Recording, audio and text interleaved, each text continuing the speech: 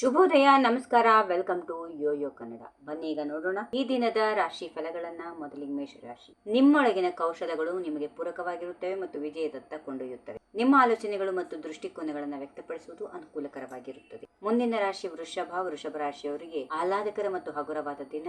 ನೀವು ಉತ್ಸಾಹ ಮತ್ತು ಅವಿಶ್ರಾಂತವಾಗಿ ಇರಬಹುದು, ಆದರೆ ನೀವೇನ್ ಮಾಡ್ತಿರೋ ಅದಕ್ಕೆ ಸಂಪೂರ್ಣ ಗಮನ ಕೊಟ್ಟು ಮುನ್ನಡೆಯಿರಿ. ಮಿಥುನ ರಾಶಿ. ನಿಮ್ಮ ಮನೆಯಲ್ಲಿ ಸಂಘರ್ಷಗಳು ಉಂಟಾಗುವ ಸಾಧ್ಯತೆ ಇದೆ. ಕುಟುಂಬ ಸದಸ್ಯರು ಮಾಡುವ ಬೇಡಿಕೆಗಳು ಹೆಚ್ಚಾಗುತ್ತವೆ, ಅದರೊಂದಿಗೆ ಹೊಂದಿಕೊಳ್ಳಲು ಹೋರಾಟ ನಡೆಸುತ್ತೀರಿ.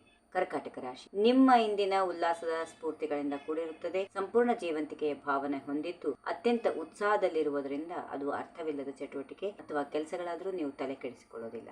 ಸಿಂಹರಾಶಿ. ಮಾರಾಟ ಮತ್ತು ಮಾರ್ಕೆಟಿಂಗ್ ಉದ್ಯೋಗಗಳಲ್ಲಿ ತೊಡಗಿಕೊಂಡವರಿಗೆ ಉತ್ಪಾದಕ ಸಭೆಗಳಲ್ಲಿ ಭಾಗವಹಿಸುತ್ತೀರಿ. ಪರಿಣಾಮಕಾರಿಯಾಗಿ ಪ್ರಸ್ತುತಪಡಿಸುತ್ತೀರಿ. ಪ್ರಯಾಣದಲ್ಲಿ ತಡ ಆಗುವ ಸಾಧ್ಯತೆ ಇದೆ. ಕನ್ಯಾ ರಾಶಿ. ಕೌಟುಂಬಿಕ ವ್ಯವಹಾರಗಳು ಇಂದು ಪ್ರಬಲವಾಗಿರುತ್ತವೆ. ಪ್ರತಿಯೊಂದನ್ನು ಹಗುರವಾಗಿಸುವಂತೆ ನಿಮ್ಮ ಆಲೋಚನೆಗಳು ಮತ್ತು ಇತರನ್ನ ನಿಯಂತ್ರಿಸಿ. ವ್ಯಾಪಾರದಲ್ಲಿ ವಿಷಯಗಳು ವಿಸ್ತಾರ ಹೊಂದುತ್ತವೆ.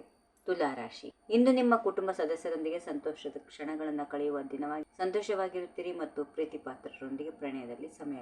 ಮುಂದಿನ ರಾಶಿ ವೃಶ್ಚಿಕ.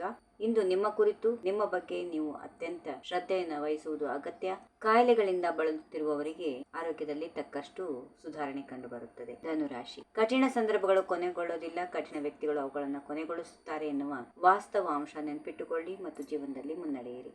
ಮಕರ ರಾಶಿ. ಬಹಳಷ್ಟು ಭಾವನಾತ್ಮಕ ಭಾವನೆಗಳನ್ನು ಜೀವನ ನಿಯಂತ್ರಿಸುವಂತೆ ಮಾಡಿಕೊಳ್ಳುವುದನ್ನ ನೋಡುತ್ತೀರಿ. ಕಷ್ಟದ ಕೆಲಸವಾದರೆ ಅದನ್ನ ಸುಲಭ ಮಾಡಿಕೊಂಡು ಮುನ್ನಡೆಯಿರಿ. ಉತ್ತಮ ದಿನವಾಗಿದೆ.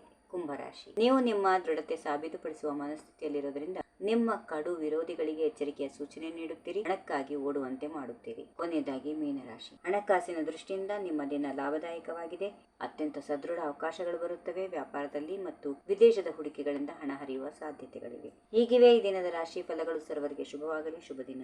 ಈ ವಿಡಿಯೋ ನಿಮಗೆ ಇಷ್ಟವಾದಲ್ಲಿ ಲೈಕ್ ಮಾಡಿ, ಶೇರ್ ಮಾಡಿ, ಸಬ್ಸ್ಕ್ರೈಬ್ ಮಾಡಿ.